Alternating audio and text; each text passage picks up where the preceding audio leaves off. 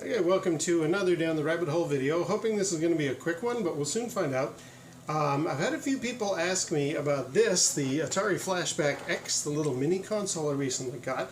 I did try it out with the paddles a little while ago, and I confirmed they do work, but some people had some questions about that, so I'm going to do a follow-up for that. Also, there's a bunch of different controllers here. I want to see if any of them work, since some people have asked. So first of all, we do have the standard controller that it comes packed with, and I'll just show you that that is in fact working. We got Yar's Revenge going here, and it works great. It's a little loose, as I mentioned in my review. Just feels like a used Atari controller, but it's quite functional. I like it enough. However, I do prefer this, and this is the Flashback joystick that came with the Flashback 2, and I guess 3, 4, onward through 8. I much prefer how this one feels tighter, and I've always liked this one more. Feels more like how a new Atari 2600 joystick felt back in the day. Does it work on the X? Let's find out.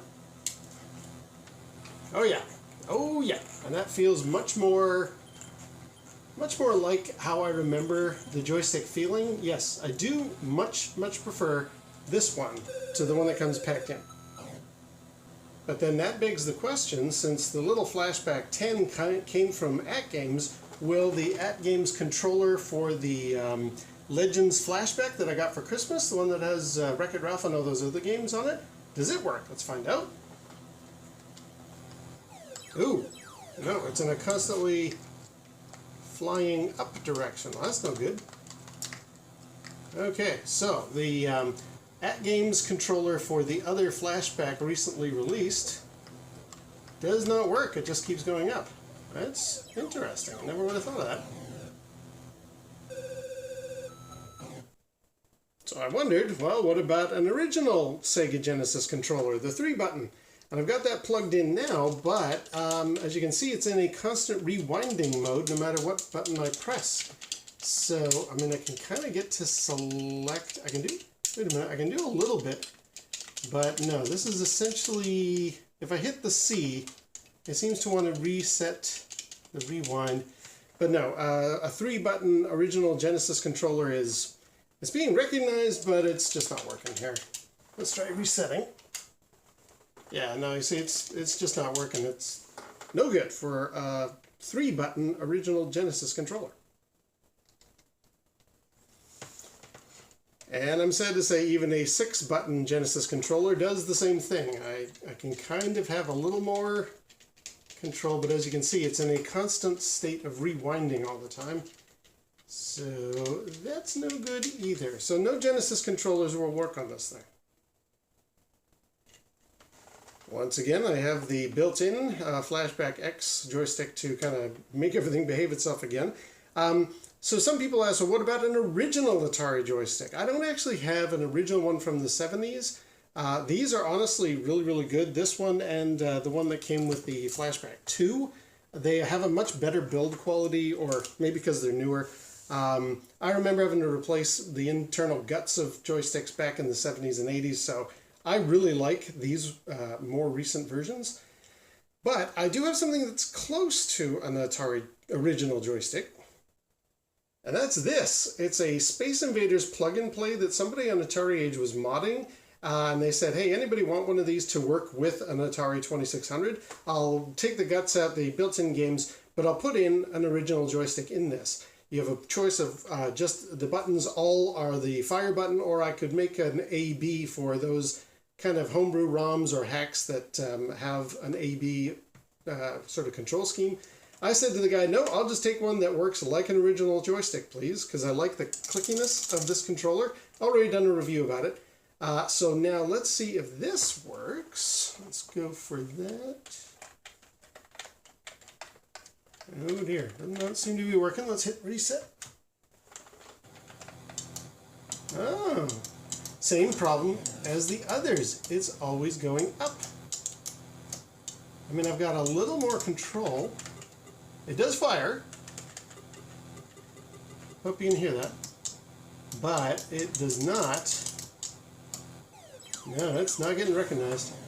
Okay, so If this happens with this controller and those other controllers, I'm guessing an original joystick of 2600 will not work in the Flashback 10. We're back to the built-in 2600 joystick for the Flashback 10, the one from At Games. But what I thought might be kind of interesting is, what if we introduced the MiniVex pedal to the equation? I've done a video about this where the guy who creates these actually mentioned you can use them with Atari games, like driving games, and I'm going to show you that in just a quick sec.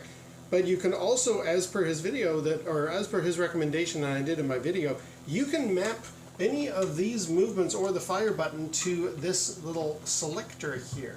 So I wonder if this is going to work. Let's try. Ew, this forces that moving up thing all the time. Isn't that interesting? What if I change the selection? Nope. Okay, nope. The flashback, let's just reset. No, it's forcing that thing to move in one direction. So that's an interesting thing. Does this get recognized? Let's try all these different selections here, but I don't think it's going to work. Oh, okay, it is recognized as a control, so the input does work. But it's not doing what we need it to do. Yeah. Okay, so there's got to be something in these at-game flashback units that especially the new ones, that it doesn't work in the same kind of protocol as the original hardware. Which makes me pretty much think this ain't going to work either. This is an original driving controller for use with Indy 500. Indy 500 does come on this collection, but I'm fairly sure this is not going to work. However, let's give it a whirl. I don't think the button will launch. No, we have to reach over and hit reset. Let's see what we get. Well, the button is recognized. Whoa, the button is recognized. And turning does some weird stuff, but no, that is totally not going to work. All right, well, okay, so no, Indy 500 does not work with a driving controller, but the paddle games do work. Now, there were a couple of questions or bits of feedback about my paddle video, so let me just bring those up. The good news is you can play it with the built-in joystick. It's not the greatest control scheme. I'd much rather have that work with the driving controller, but it's not really in the cards. However, there you go. It is definitely playable with the original joystick. As well, somebody had asked me another question playing a paddle game with the original joystick. Yeah, somebody was asking me, can you play Breakout with the original joystick? Let's give that a whirl here.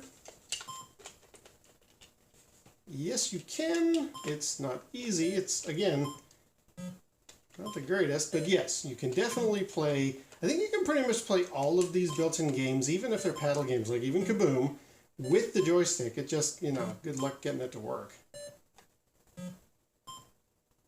And so for this last test, somebody said, as part of my, yes, paddles definitely do work, you didn't try to see if player 2 for the paddle was working okay. You only played on paddle 1, so let's just do that here. So this is me here. Yeah, that was the one I was playing with. And as you can see, it's got a little bit of jitter, but it does work.